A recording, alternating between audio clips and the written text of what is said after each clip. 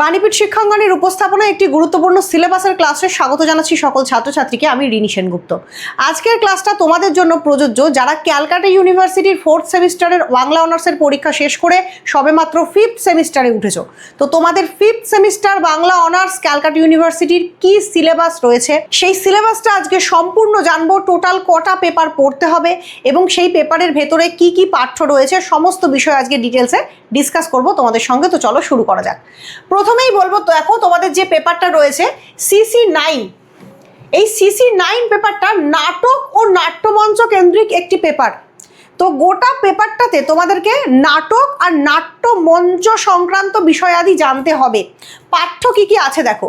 Module 1-এ আছে দীনবন্ধু মিত্রের লেখা নীলদর্পণ নাটক। গোটা নাটকটা টেক্সট পাঠ্য, টেক্সট ধরে ধরে পড়তে হবে, টেক্সট থেকেই প্রশ্ন আসবে।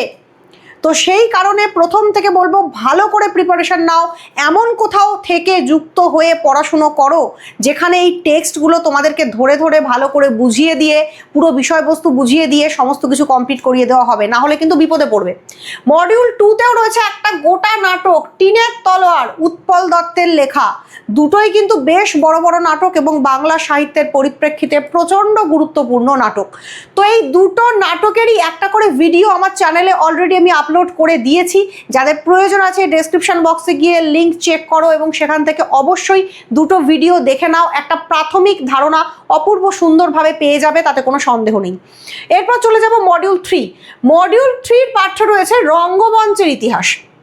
কি কি পড়তে হবে এখানে না, কিছু রঙ্গমঞ্চ সেগুলো কেমনভাবে গড়ে উঠেছিল, কারা প্রতিষ্ঠা করেছিলেন, কোন নাটকের অভিনয় হয়েছিল, কবে অভিনয় হয়েছিল, ঐতিহাসিকভাবে এই মঞ্চগুলোর কি গুরুত্ব আছে, এই সমস্ত বিষয় জানতে হবে। লেবেডাফ ও বেঙ্গলি থিয়েটার, নবীন বসুর শ্যামবাজার থিয়েটার, বেলগাছিয়া নাট্যশালা, জোড়াসাঁকো নাট্যশালা, বাগবাজার অ্যামেচার থিয়েটার অথবা শ্যামবাজার নাট্য সমাজ, অর্থাৎ বাগবাজার অ্যামেচার থিয়েটার যেটাকে বলছে সেটারই অপর নাম শ্যামবাজার নাট্য সমাজ। এই টোটাল বিষয়টা তোমাদেরকে জানতে হবে। এরপর চলে যাব পরবর্তী আর কিছু টপিকে। ন্যাশনাল থিয়েটার প্রথম ও দ্বিতীয় পর্ব খুব গুরুত্বপূর্ণ। নাট্য নিয়ন্ত্রণ বিলের প্রেক্ষাপট, ইংরেজ সরকাররা যখন আমাদের দেশে রাজত্ব করছে তখন তারা লক্ষ্য করেছিলেন যে নাটকের মাধ্যমে অনেক সময় ইংরেজ বিরোধিতা প্রচারিত হচ্ছে। সেই জন্য তারা কিভাবে নাটকের কণ্ঠ রোধ করতে চেয়েছিলেন বা নাট্য শিল্পকে খানিকটা দাবিয়ে দিতে চেয়েছিলেন, দমিয়ে দিতে চেয়েছিলেন, সেই বিষয়টাই নাট্য নিয়ন্ত্রণ বিলে তোমরা পড়বে। গণনাট্য ও নবনাট্য আন্দোলনের কাল, গণনাট্য নবনাট্য কাকে বলে, এই সময়কার নাটক কোনগুলি, কারা এই সময় নাটক লিখছেন, এই বিষয়ে খুব গুরুত্বপূর্ণ কিছু বিষয় বা তথ্য তোমাদেরকে পড়তে হবে। তো এই হচ্ছে তোমাদের নাটক ও নাট্যমঞ্চের গোটা পেপারটা। এবার চলে যাব নেক্সট পেপার। তবে সেখানে যাওয়ার আগে একটা গুরুত্বপূর্ণ অফারের ঘোষণা করে দিই। সেটা হলো তোমাদের 5th সেমিস্টারে যারা বাণীপীঠ শিক্ষাঙ্গনে যুক্ত হয়ে আমার কাছে সরাসরি পড়তে চাও, অর্থাৎ 5th সেমিস্টার থেকে যারা সরাসরি বাণীপীঠ শিক্ষাঙ্গনে ভর্তি হয়ে প্রিপারেশন নিতে চাও, তাদের জন্য ফিজে একটা আকর্ষণীয় ছাড় রয়েছে। এই অফারটা আমি দিয়েছিলাম, অনেকেই অফার গ্রহণ করেছে, অনেকে অলরেডি ভর্তি হয়ে গেছে, কিন্তু যারা এখনো ভর্তি হওনি তাদের জন্য সেপ্টেম্বর মাসের 1 তারিখ থেকে সেপ্টেম্বর মাসের 5 তারিখ পর্যন্ত, অর্থাৎ টিচার্স ডে উপলক্ষে একটা 5 দিনের অফার দেওয়া হচ্ছে। যারা ভর্তি হতে চাইছো তারা অবশ্যই সেপ্টেম্বর মাসের 1 থেকে সেপ্টেম্বর মাসের 5 তারিখের মধ্যে এই নাম্বারে ফোন করে কন্ট্যাক্ট করে যোগাযোগ করে যুক্ত হয়ে যেতে পারো। ফিজে অনেকটা ছাড় পেয়ে যাবে এবং অনেক ন্যূনতম ফিজের বিনিময়ে বাণীপীঠ শিক্ষাঙ্গনের মতো প্রতিষ্ঠান থেকে তোমরা কিন্তু প্রিপারেশন নিতে পারবে। আমাদের প্রতিষ্ঠানে যুক্ত হয়ে প্রিপারেশন নিলে তোমরা যে সুবিধাগুলো পাবে সেটা হচ্ছে প্রত্যেকটা বিষয়ের ধরে ধরে আলোচনামূলক ক্লাস পাবে, গুরুত্বপূর্ণ সাজেশন পেয়ে যাবে পরীক্ষার আগে এবং সাজেশন অনুযায়ী সহজ সরল ভাষায় লেখা গুরুত্বপূর্ণ নোটসপত্র সমস্ত কিছু আমাদের তরফ থেকে পেয়ে যাবে। এই গোটা প্যাকেজটা যদি তোমরা একবার নিয়ে নাও তাহলে কিন্তু বাংলা অনার্সের পরীক্ষা দেওয়ার ক্ষেত্রে তোমাদের আর কোনো টেনশন থাকবে না, এই কথাটা আমি গ্যারান্টি দিয়ে বলতে পারি। তো সেই জন্য অবশ্যই যুক্ত হওয়া বাণীপীঠ শিক্ষাঙ্গনের সঙ্গে। এরপর চলে যাব পরবর্তী টপিকে, সেটা হচ্ছে CC10। CC10 পেপারটা প্রবন্ধ এবং বিবিধ রচনার পেপার। প্রবন্ধ থাকছে আর নানান রকম অন্য ধরনের গদ্য রচনা বেসিক্যালি। তো কি কি আছে দেখো। মডিউল 1-এ আছে কমলাকান্তের দপ্তর, বঙ্কিমচন্দ্র চট্টোপাধ্যায়ের লেখা। পাঠ্য গ্রন্থের মধ্যে রয়েছে একা, কে গায় ওই, আমার মন আর বিড়াল। 3টে পাঠ্য প্রবন্ধ এখানে পড়তে হবে, যেটা প্রত্যেকটাই কমলাকান্তের দপ্তর এই বইটার অন্তর্ভুক্ত। কমলাকান্তের দপ্তর নিয়েও আমার চ্যানেলে একটি ভিডিও করে দেওয়া আছে, আমি ডেসক্রিপশন বক্সে লিঙ্ক দিয়ে দিলাম, অবশ্যই ভিডিওটা দেখে নাও। পানিপীঠ শিক্ষাঙ্গনে কেমনভাবে বোঝানো হয় সেই সংক্রান্ত একটা ধারণা পেয়ে যাবে। নেক্সট, একালের প্রবন্ধ সঞ্চয়ন। এইখান থেকে কিছু পাঠ্য প্রবন্ধ রয়েছে, যেমন সাংস্কৃতিক সামাজিক দূরত্ব বিনয় ঘোষের লেখা, শিক্ষা ও বিজ্ঞান সত্যেন্দ্রনাথ বসুর লেখা, যে দেশে বহু ধর্ম বহু ভাষা অন্নদা শঙ্কর রায়ের লেখা। এই প্রত্যেকটা প্রবন্ধ তোমাদের পড়তে হবে। এখানে ক খ দুটো ডিভিশন আছে, এখান থেকে ব্রড কোয়েশ্চেনে কিন্তু অল্টার থাকে। এরপর চলে যাব পরবর্তী মডিউল প্রসঙ্গে। এই পেপারের মডিউল 2-তে তোমরা যেটা পড়বে সেটা হলো সাহিত্য নামক একটি গ্রন্থ, রবীন্দ্রনাথ ঠাকুরের লেখা। সেখান থেকে তোমরা পড়বে সাহিত্যের বিচারক আর সৌন্দর্যবোধ, এই মাত্র দুটি প্রবন্ধ। এছাড়া এখান থেকে তোমরা পড়বে একালের সমালোচনা সঞ্চয়ন, পাঠ্য রয়েছে 3টি প্রবন্ধ, আধুনিক সাহিত্য গোপাল হালদারের লেখা, রবীন্দ্রনাথ ও উত্তর সাধক বুদ্ধদেব বসুর লেখা, পাশ্চাত্য প্রাচ্য সমালোচনার ধারা সুবোধচন্দ্র সেনগুপ্তের লেখা। এছাড়া মডিউল 3-তে তোমরা পড়বে রবীন্দ্রনাথ ঠাকুরের লেখা ছিন্নপত্র, সেখানে নির্বাচিত সংখ্যক পত্রগুলো তোমাদের পড়তে হবে 10 নম্বর, 18 নম্বর, 30 নম্বর, 64 নম্বর, 67 নম্বর, 77 নম্বর, 81 নম্বর, 102 নম্বর, 106 নম্বর এবং 108 নম্বর পত্র। তো ভালো করে দেখে রাখো, এই পত্রগুলো প্রত্যেকটা তোমাদের টেক্সট হিসেবে পড়তে হবে। বারবার বলছি, টেক্সট ওরিয়েন্টেড পেপার।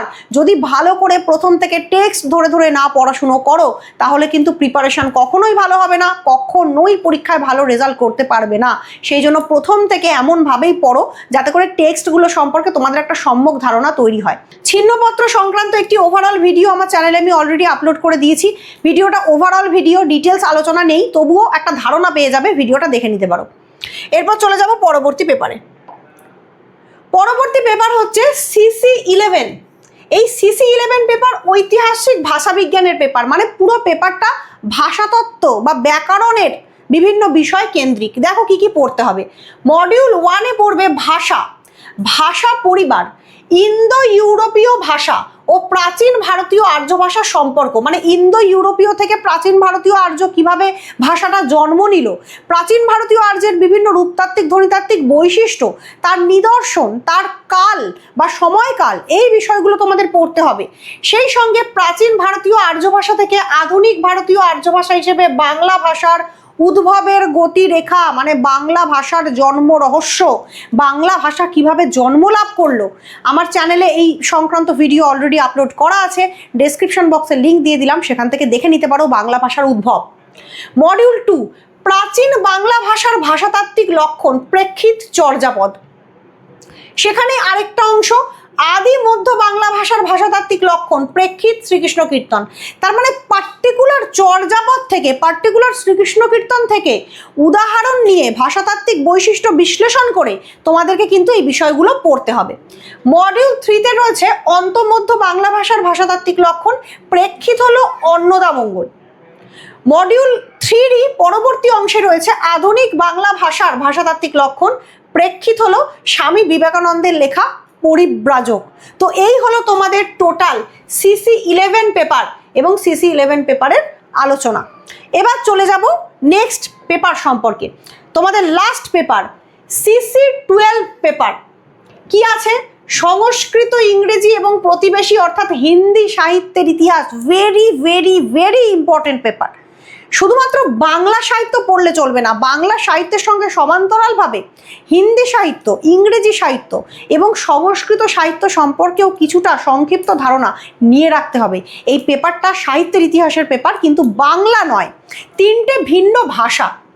সংস্কৃত সাহিত্যের মধ্যে কি কি পড়তে হবে? কালিদাস কবি রূপে এবং নাট্যকার রূপে পড়তে হবে, ভবভূতি, বাণভট্ট, শূদ্রক এবং জয়দেব।